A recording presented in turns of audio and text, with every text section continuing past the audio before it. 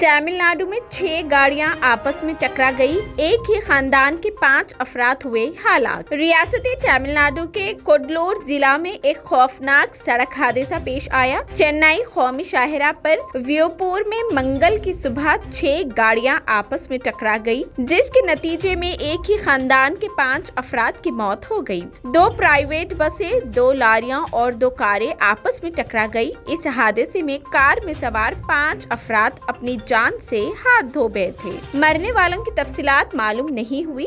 हादसे में कार को बुरी तरह नुकसान पहुंचा और कार टुकड़े टुकड़े हो गई, जिसमें नाशें फंस गई। फायर ब्रिगेड की टीम की मदद से नाशों को निकालकर पोस्टमार्टम के लिए हॉस्पिटल पहुंचाया गया। ताहम कार की आरसी बुक के मुताबिक मरने वालों का ताल्लुक चेन्नई से है। पुलिस ने मुकदमा दर्ज कर लिया है और हादसे की तहकीकात कर रही है।